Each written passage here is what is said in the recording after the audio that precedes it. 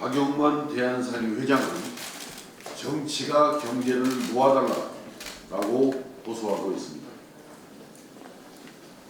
그제 7월 10일 발표한 6월 고용동향을 보면은 지난달 실업자 수가 6월달 실업자 수가 전년 대비 10만 3천 명이 늘어난 113만 7천 명을 기록해서 6월 기준으로 1999년 이후 20년 만에 최대 수준이다 이렇게 밝혔습니다. 또 실업률은 4.0%로 전년 동월 대비 0.3%포인트 올랐다. 청년 실업률은 10.4%로 1.4포인트 상승한 것으로 밝혔습니다. 특히 제조업 취업자는 전년 동월 대비 6만 6천 명 줄은 것으로 발표가 되었고, 이는 지난해 4월 이후 15개월 연속 감소세를 보이고 있는 아주 고용 상황이 점점 좋아지기는커녕 나빠지고 있는 것이 보입니다. 이 대목에서 문재인 정부가 2017년, 2018년 또 금년도 예산도 20조가 훌쩍 넘습니다만 매년 20조 원 이상을 쓰고도 고용 상황이 좋아지지 않고 나빠지고 있는 데 대해서 이제는 깊게 재고를 해야 된다고 생각합니다. 국민의 혈세 20조 이상을 쓰고도 고용 상황이 악화되는데 계속해서 그러한 잘못된 일자리 정책으로 나가는 것이 과연 타당한 건지, 그 예산 낭비에 대한 책임은 누가 어떻게 질 것인지에 대해서 이제는 정부가 책임감을 가지고 분명하게 입장을 밝혀야 한다고 생각합니다. 문재인 정부는 경제 정책을 정말 바꿔야 합니다. 땜질식 처방이 아니라 방향을 완전히 바꿔야 합니다. 지금은 세금을 낮추고 규제를 푸는 성장형 정책이 절실합니다. 또한 최저임금을 노동계 주장대로 여기서 10% 더 올리면 다 같이 죽자는 것밖에는 안 됩니다.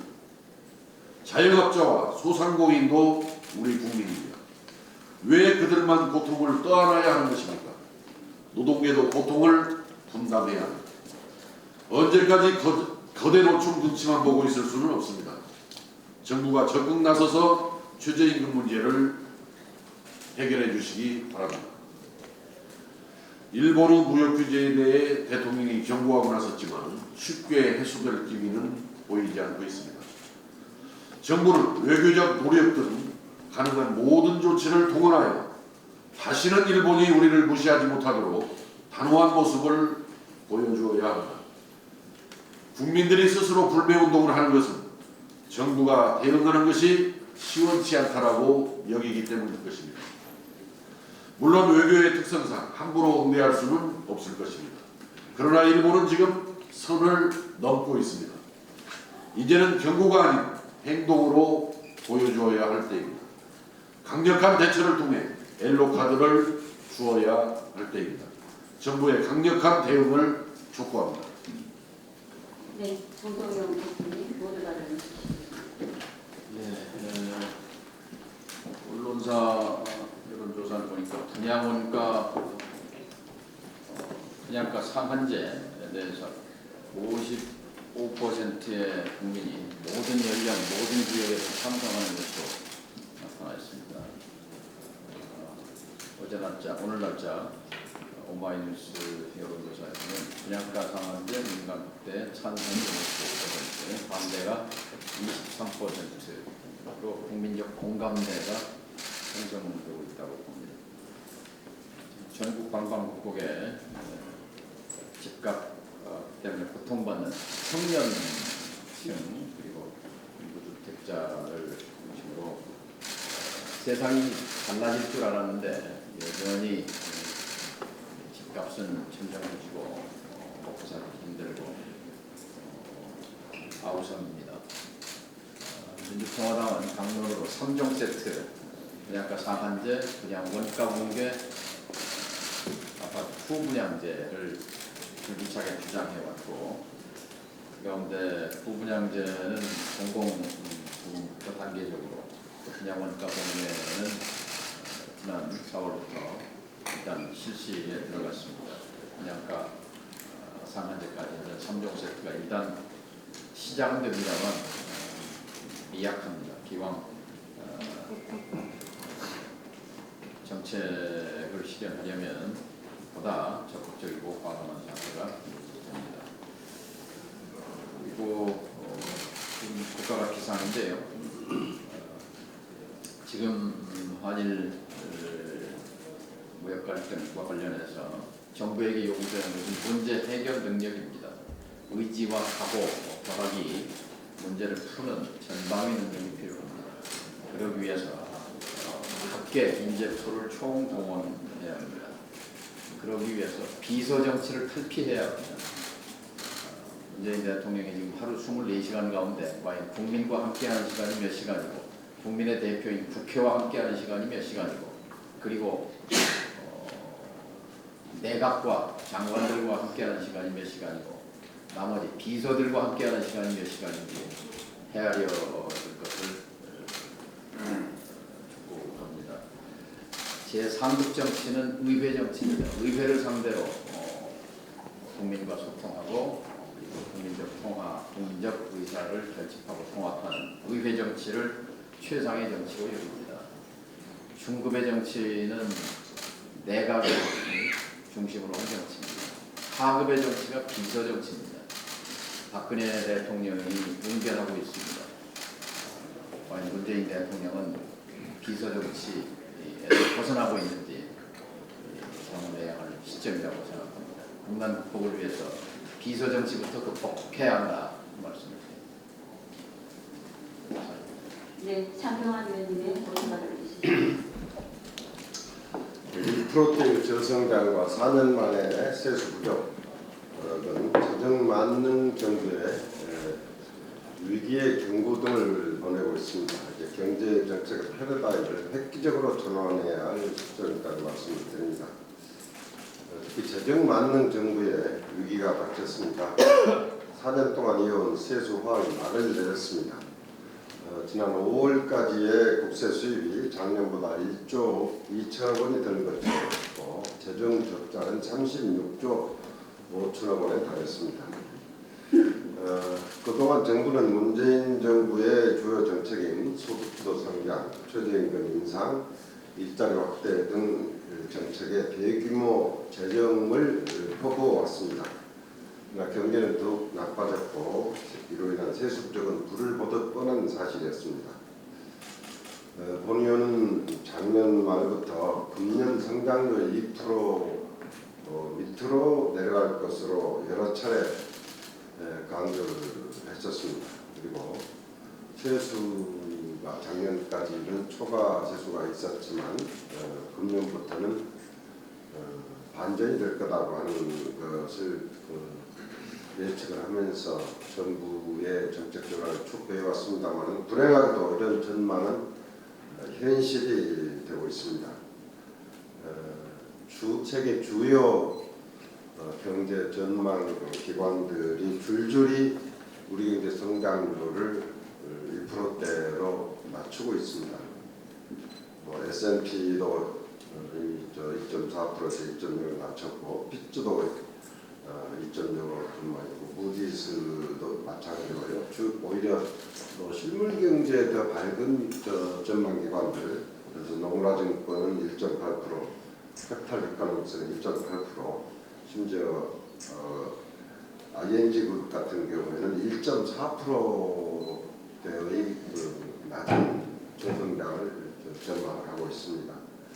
아마 이런 전망치도 시간이 가면서 더욱더 하향 전망으로 저는 바뀌리라고 생각을 합니다. 올해 경제 여름이 이미 기정사실이 되었고, 또 하반기 경기 역시 경제부총리의 말과는 달리 회복을 기대하기 어려운 실정입니다. 정부는 주로 대외 경제 여건 탓을 합니다만, 미중 경제 전쟁이라거나 지금 일본의 주요 부품 원자재에 대한 수출 규제 등은 이게 모두 단기간에 해결될 문제들이 아닙니다. 내년에 미국 대통령 선거라거나 기본적으로 미 중간의 어떤 패권 경쟁의 성격인 미중 경제 분쟁, 또 일본이 오랫동안 준비해 가지고 시행 우리 대한 수출 규제 이런 문제가 장기간 계속되리라고 하는 전제하에 정부의 대책이 나와야 합니다.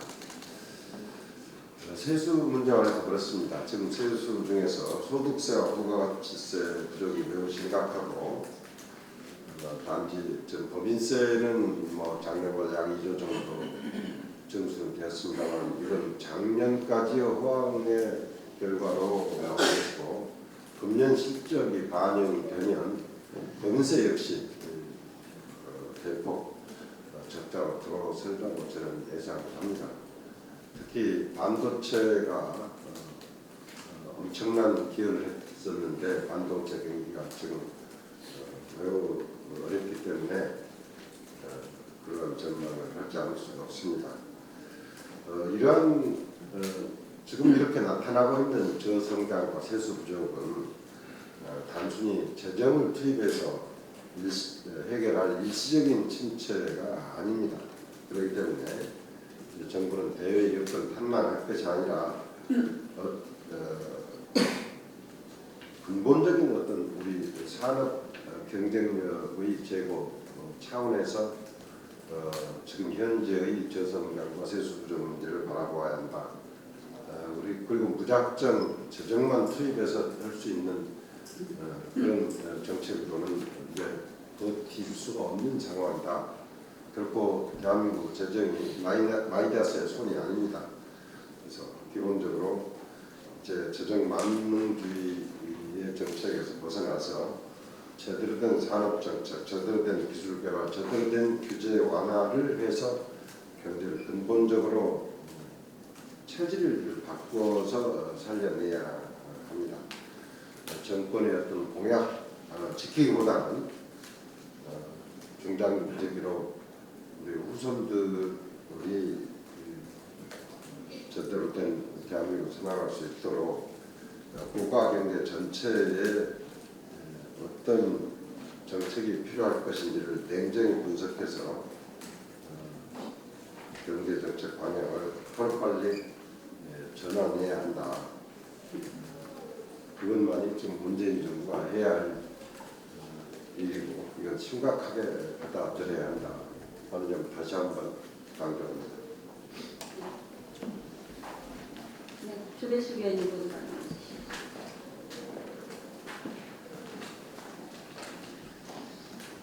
네, 지금 한일 간의 무역 분쟁으로 국가가 지금 비상 상태입니다. 지금 제1단계는 지금 반도체 산업에 지금 큰 피해가 예상이 되고 있습니다. 어저께 산자위가 열려서 산업부의 질의를 보니까 대책이 뭐냐 하니까 일단은 WTO 제소를 얘기를 합니다. 그러나 그거는 WTO 제소를 하면 그 결정까지 많은 시간이 걸립니다. 그 사이에 지금 글로벌한 이 경쟁력 시대에 그 2년 정도 그 시간은 그 경쟁력을 상실하는 그런 시간이 될 수 있습니다. 그래서 그것은 근본적인 해법이 아니고 그 방안이 무엇인가 그렇게 얘기하니까 준비는 하고 있는데 공개적으로 얘기할 수 없다 이런 얘기를 합니다. 어저께 대정부 질의 때도 이낙연 총리가 비슷한 대답을 했습니다. 어저께 그래서 저는 정부가 생각하고 있는 보관이 무엇인지 이제 빨리 다듬어서 실효적인 그런 그 대책과 성과를 내야 된다고 생각을 하고요. 어저께 그 청와대에서 대기업 30개 대기업 총수들이 회의를 했습니다. 거기서 그 대기업 총수가 이런 얘기를 했습니다. 우리 자본이 늙어서 안정된 데만 투자를 한다. 소재 부품 산업에 투자를 하는데 규제를 좀 풀어달라 이렇게 얘기를 했었습니다. 우리 앞으로 산업 경쟁력을 위해서 그 소재 부품의 국산화를 위해서 우리가 장기적인 관점에서 노력해야 된다는 말씀을 드리고요.